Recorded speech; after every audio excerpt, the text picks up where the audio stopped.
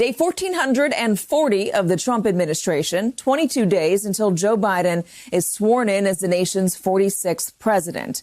The current president was out on the golf course in Florida again today as the effect of the pandemic continues to impact nearly every aspect of our lives. Tonight, Colorado has confirmed the first known U.S. case of a new coronavirus strain first identified in the United Kingdom. The patient is said to be a man in his 20s with no travel history who is now in isolation. Scientists here and in the U.K. have said they believe this new strain to be more contagious, but not more severe. However, cases are now overwhelming hospitals in Britain.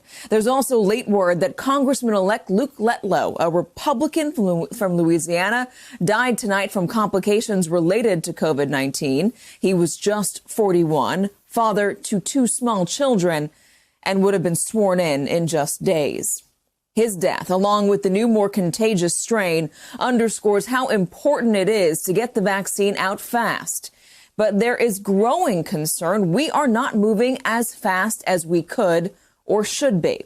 The CDC says 11.4 million doses have been sent to states, but only about 2.1 million have received the vaccine's first dose so far. That is not exactly where this White House promised we would be in the final few days of this challenging year. We'll be able to distribute at least 100 million vaccine doses by the end of 2020, at least 100 million vaccine doses before the end of the year, and likely much more than that. We will have 100 million vaccine doses before the end of the year, maybe sooner than that, maybe substantially before. Every American who wants the vaccine will be able to get the vaccine. We expect to have enough doses to vaccinate 20 million Americans by the end of this year, 50 million total by the end of January, and at least 100 million total by the end of the first quarter. None of that was lost on Joe Biden, who today criticized the Trump administration for the slow pace of the distribution. The Trump administration's plan to distribute vaccines is falling behind, far behind. We've only vaccinated a few million so far. And the pace of the vaccination program is moving now, if he continues to move as it is now. It's going to take years, not months. This is going to be the greatest operational challenge we've ever faced as a nation. But we're going to get it done. But it's going to take a vast new effort that's not yet underway.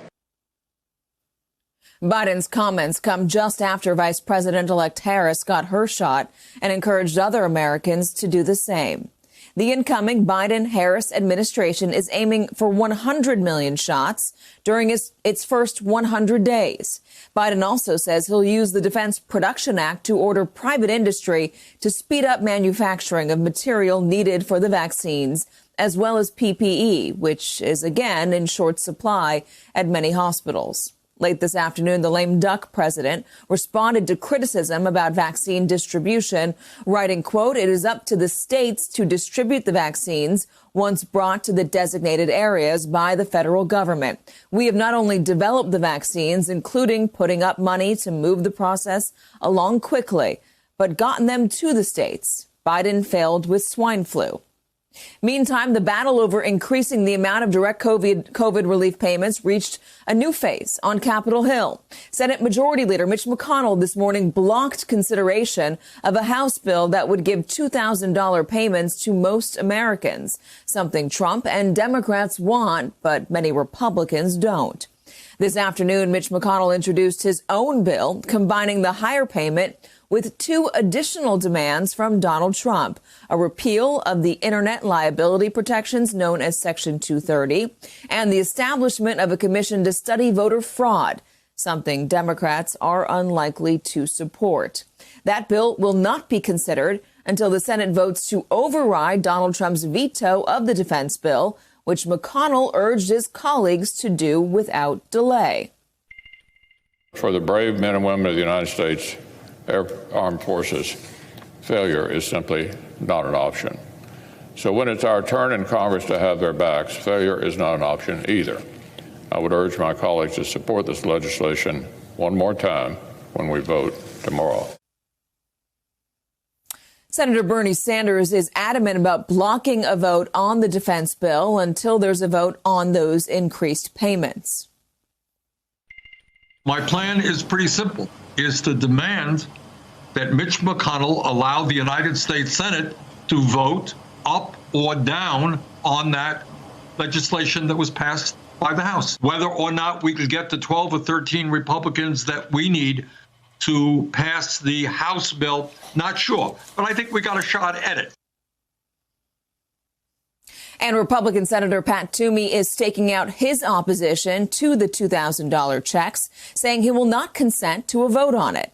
Meantime, Donald Trump is still trying to overturn the election. His campaign is now asking the Supreme Court to set aside Wisconsin's vote and to put the case on a fast track so it can be decided before Congress counts electoral votes on January 6th. And there's news tonight about possible future prosecutions that may await Donald Trump. The Washington Post reports the Manhattan DA has brought forensic accounting specialists into its criminal investigation of Donald Trump's finances. Hey there, I'm Chris Hayes from MSNBC. Thanks for watching MSNBC on YouTube. If you want to keep up to date with the videos we're putting out, you can click subscribe just below me or click over on this list to see lots of other great videos.